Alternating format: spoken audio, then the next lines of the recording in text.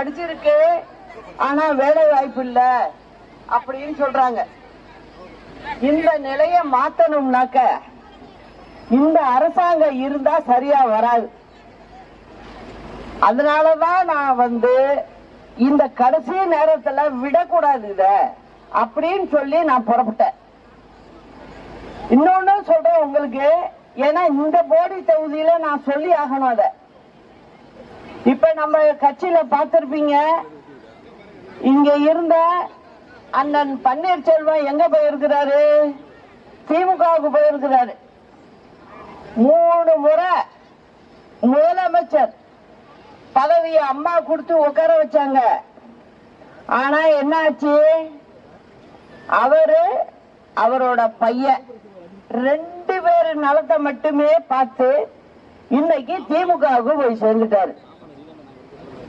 இதை எதுக்காக சொல்றேன்னா, இந்த மக்கள் வாக்கு போட்டுதான் எம்எல்ஏ ஆனது அவரு.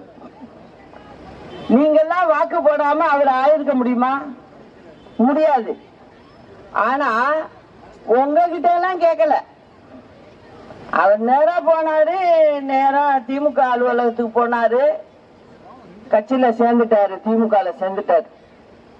எனக்கு என்ன மனசு வருத்தம் அப்படின்னு கேட்டீங்கன்னா,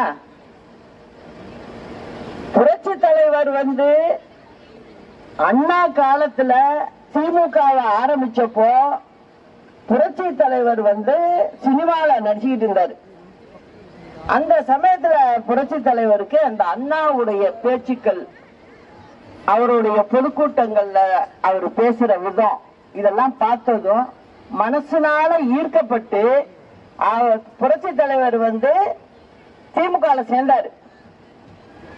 சேர்ந்தது மட்டும் இல்ல, அப்ப திமுகவை நடத்துறதுக்கே கையில காசு கிடையாது அண்ணா கிட்ட.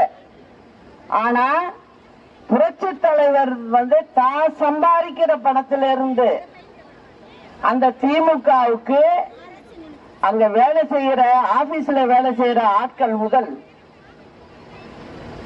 அங்க கரண்ட் சார்ஜ் முதல் எல்லாமே இவர் பணம் கொடுத்துதான் அங்க கட்டினாங்க.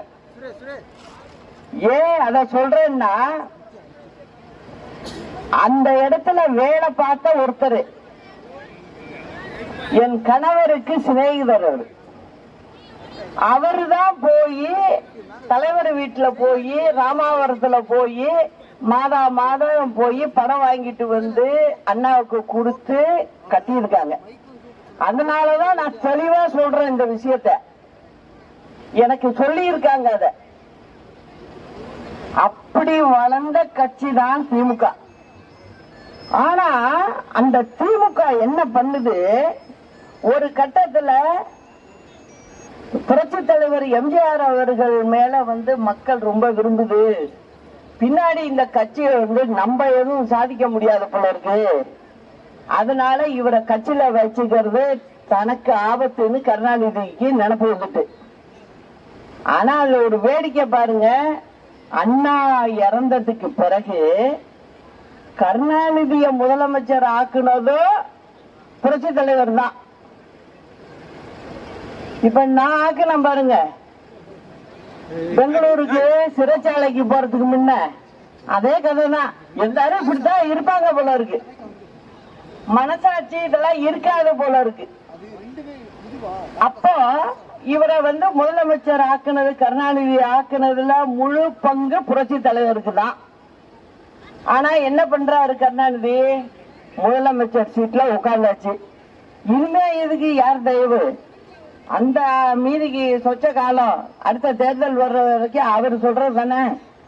என்ன பண்ணிட்டாரு, புரட்சி தலைவர் மேல அபாண்டமா குறைகளை சொல்லி அவரை கட்சியில இருந்து எந்த காரணமும் சொல்லாம வெளில தூக்கி போட்டார். நான் வச்சுட்டு போனாலும் அதே மாதிரிதானே என்ன செஞ்சாரு, அதே கதை தான்.